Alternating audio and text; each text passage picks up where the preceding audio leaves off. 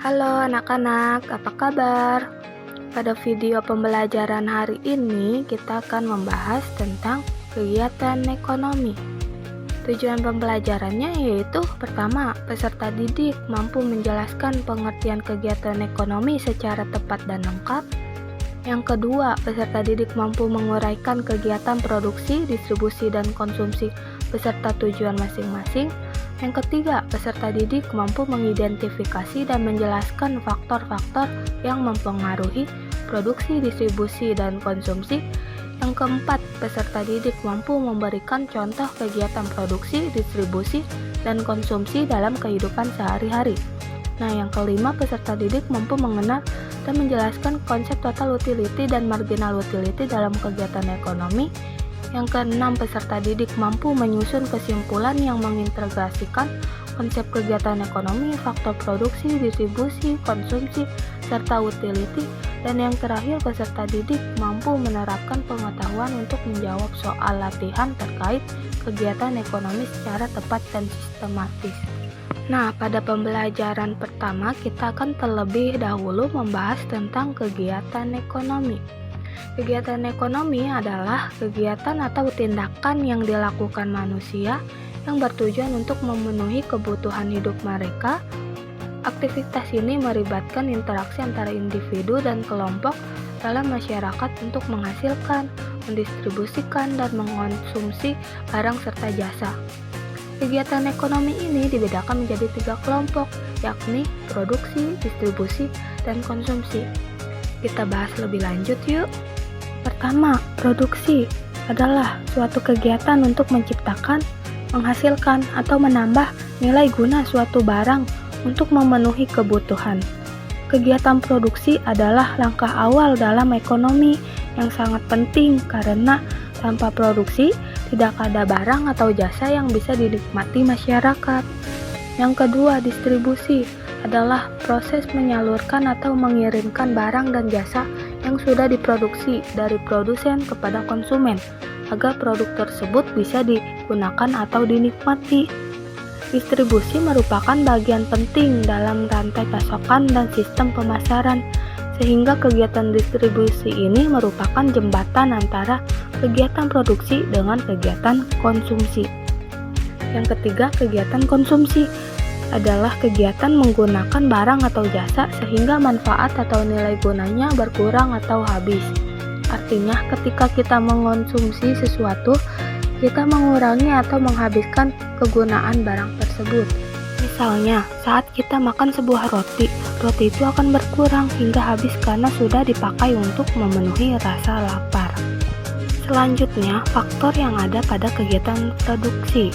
Faktor itu adalah faktor alam, faktor produksi tenaga kerja, faktor produksi modal atau kapital, dan faktor produksi keahlian. Dalam melakukan kegiatan produksi, yang pertama kita butuhkan adalah bahan. Nah, bahan ini ada yang dapat diperbarui, seperti tanah perkebunan dan pertanian, dan ada yang tidak dapat diperbarui, seperti batu bara. Kemudian kita juga membutuhkan tenaga kerja. Tenaga kerja ini mengeluarkan tenaga, pikiran, dan keterampilan untuk menciptakan suatu produk. Kemudian kita juga butuh modal atau kapital, baik berbentuk uang ataupun barang yang dapat digunakan untuk produksi tetap berlanjut. Yang terakhir dibutuhkan adalah keahlian. Dengan keahlian, kegiatan ekonomi dapat merencana dengan baik dan dapat dilaksanakan, dikendalikan, serta diawasi secara menyeluruh. Faktor yang mempengaruhi kegiatan distribusi yaitu pertimbangan pasar yang berkaitan dengan siapa pembelinya, berapa jumlah pesanannya. Yang kedua, faktor pertimbangan barang. Faktor ini meliputi sifat fisik dan nilai barang seperti berat, ukuran, nilai, unit, dan apakah barang mudah rusak atau tidak. Yang ketiga, faktor biaya. Ini mencakup pengeluaran untuk pengangkutan, penyimpanan, dan penggunaan barang. Yang keempat, faktor perusahaan harus memilih perantara yang tepat seperti agen, distributor, atau pedagang agar distribusi efektif. Faktor ini melibatkan sumber dana, kemampuan manajemen, pengawasan, dan memahami kelima faktor tersebut, perusahaan dapat menentukan strategi distribusi yang tepat agar produk dapat sampai ke konsumen dengan baik, efisien, dan menguntungkan bagi perusahaan.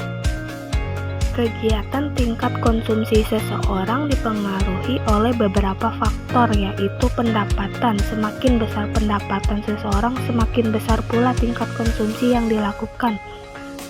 Selain itu, harga. Jika harga suatu barang turun, konsumsi barang tersebut biasanya meningkat dan juga sebaliknya. Selanjutnya, tingkat pendidikan. Orang dengan pendidikan lebih tinggi biasanya membutuhkan lebih banyak barang seperti buku dan alat belajar. Selain itu, jumlah keluarga.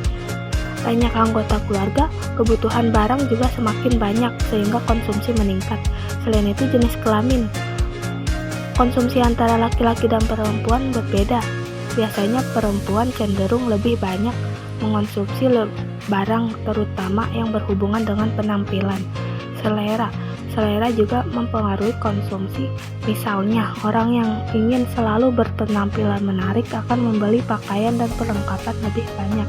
Yang terakhir, adat istiadat. Kebiasaan dan tradisi juga mempengaruhi konsumsi.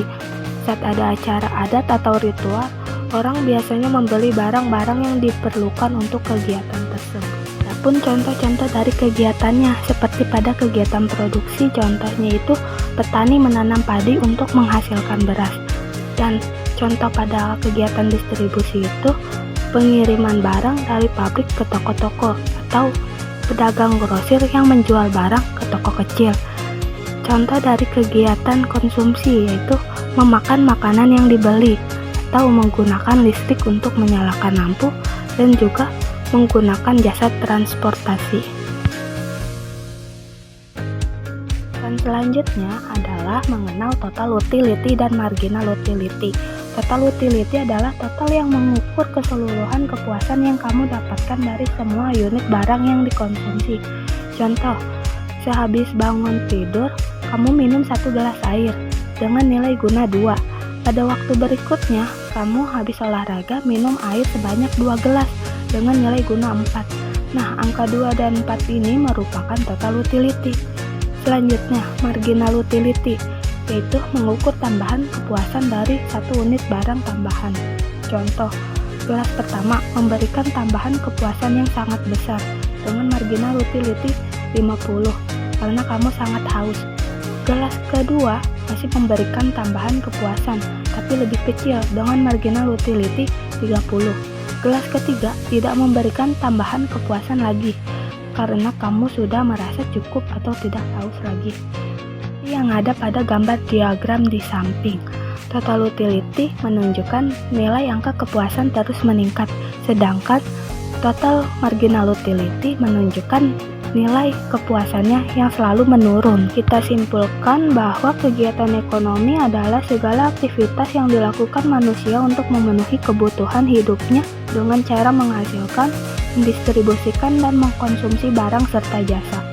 Kegiatan ini terbagi menjadi 3, yaitu produksi, distribusi, dan konsumsi.